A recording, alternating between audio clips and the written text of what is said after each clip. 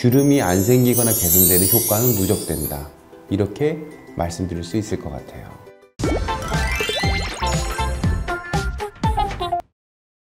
네, 안녕하세요. 안녕하세요.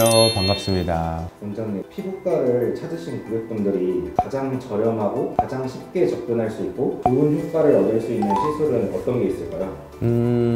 금액적으로 가장 저렴한 거 말하는 거죠? 네. 금액적으로 가장 저렴한 것 중에서 효과가 파워풀한 거는 바로 보톡스죠.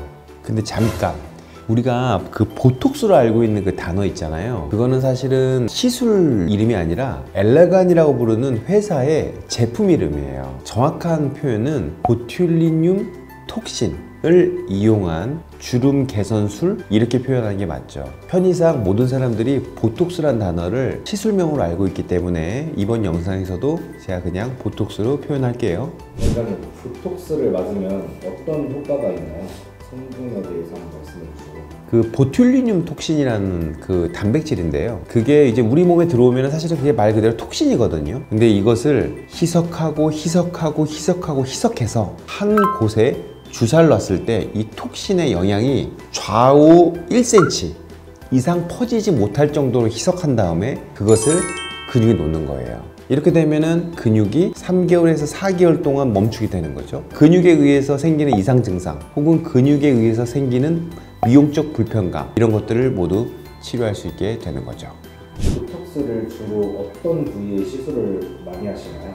이제는 고전이 되어버렸는데 눈 옆 주름이라든가 미간 주름, 이마 주름, 이렇게 주름 쪽에 많이 시술을 하고, 이거 왜 고전적인 옛날 방식이라고 표현했냐면 요즘에는 스킨보톡스라는 명칭으로 근육에 놓지 않고 피부 혹은 피하에 놔서 얻어지는 이 부수적인 효과로 더 미용적으로 많이 사용을 해요.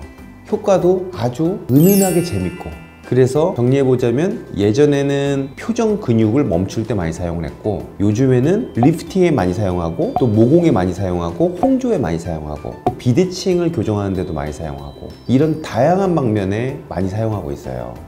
원장님, 제가 지금 30년간 다한증에 시달리고 있는데 보톡스가 정말 다한증에도 효과가 있나요? 엄청나게 좋아. 다한증에 맞으면 땀이 일단 최소 3개월에서 4개월 동안은 정말 막 기적처럼 안 나. 정말 좋은데 단점이 뭐가 있냐면 너무 아파. 그러니까 손바닥, 발바닥이 통각 신경이 굉장히 많이 발달돼 있어서 시술할 때 정말 꾹 잡고 받아야 되지. 하지만 효과는 정말 좋지.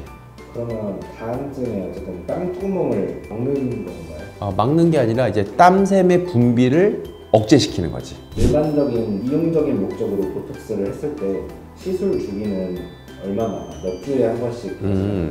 일단은 3개월에서 6개월 사이 이 정도가 제일 좋고, 시술을 받은 다음에 한 3-4개월 정도 지나면은 약간 효과가 떨어지는 느낌이 들거든? 그때 하면 돼요. 그러면 평생 그렇게 맞아야 하나요? 보톡스는 우리 몸에 들어왔다가 이 물질이 없어지면서 그 작용이 없어지는 거기 때문에 당연하게 주기적으로 맞아야지 효과가 유지되죠. 그런데 이렇게 생각해 볼 수 있어요. 이 주름을 막는 것을 보톡스라고 했을 때 이 우측 이마 주름은 보톡스를 맞고 이쪽은 안 맞았다고 한번 생각해 볼게요. 자, 4개월 지나서 또 맞고 안 맞고 자, 2년 지났죠. 2년 동안 이제 맞은 쪽은 당연하게 주름이 안 잡힐 거고, 안 맞은 쪽은 주름이 많이 잡히겠죠.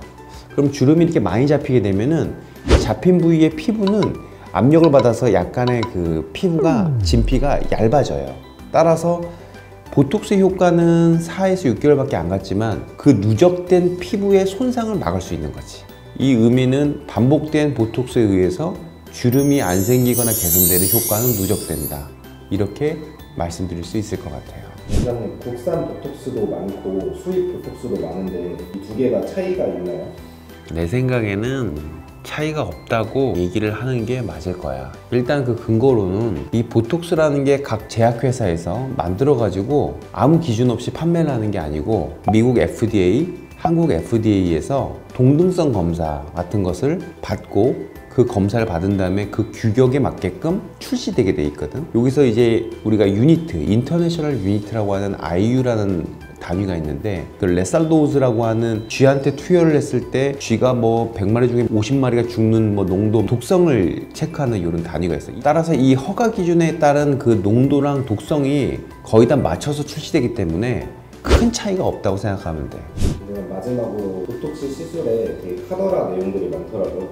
먼저 첫 번째로 궁금한 거는 보톡스 시술을 자주 받으면 내성이 생겨서 이제 효과가 없다는 그런 내용도 있는데 사실인가요? 보톡스를 맞았을 때 내성이 생길 수 있어요. 우리가 보통 예방접종 맞듯이 우리 몸에 어떠한 단백질, 이런 이물질이 들어오면 우리 몸이 그 물질에 대한 항원항체 반응으로 내성을 유도할 수 있는데 그거는 확률이 굉장히 적은 편이에요. 어떻게 보면은 그렇게 내성이 생기는 사람들이 있을 정도로 내성률은 굉장히 낮은 편이고, 그런 상황에서 내성률이 조금 더 올라가는 상황이 한 번에 양을 많이 맞는 경우, 혹은 접종한 다음에 3개월 이내에 여러 번 맞는 경우, 이런 경우에 내성률이 조금 더 올라갑니다. 따라서 보톡스를 맞을 때는 한 번 맞고 그 다음에는 3, 4개월 뒤에 맞는 것을 추천드려요. 다음으로는 보톡스 시술 받은 부위에 감각이 없어졌다는 내용도 있는데 이것도 사실인가요? 얘네들은 감각신경에는 영향을 미치지 못하고 근육이 멈추는 거기 때문에 감각하고는 상관이 없어요. 그럼 근육을 멈춰서 오히려 다른 쪽의 근육이 더 발달했다 이런 말도 있는데 사실인가요? 그거는 충분히 가능한 얘기긴 한데, 쉽게 예를 든다면 우리가 씹을 때 사용하는 근육이 얼굴에 몇 군데 있거든요. 그래서 보통 이제 턱 근육을 줄이기 위해서 여기서 보톡스를 맞게 되면은 턱을 씻기 위해서 사용하는 다른 쪽 근육이 조금 더 커질 수는 있긴 해요. 이론적으로는 그러긴 하는데 그 현대사회에 사는 사람들이 뛰어다니는 동물 잡아서 생고기를 막 먹거나 그러진 않잖아요. 그러니까 대부분 조리된 음식을 약간 조금씩 먹기 때문에 씹는 근육이 한쪽이 작아졌다고 해서 다른 쪽이 커지는 경우는 거의 없다고 생각하면 돼요. 자, 오늘은 피부과에서 가장 저렴하고도 효과도 좋고 간단하게 시술 받을 수 있는 보톡스에 대해서 알아봤습니다. 도움이 좀 많이 되셨나요? 더 궁금한 내용이 있으시다면 댓글로 남겨주세요. 자, 오늘도 영상 시청해 주셔서 감사합니다. 다음에 또 봐요.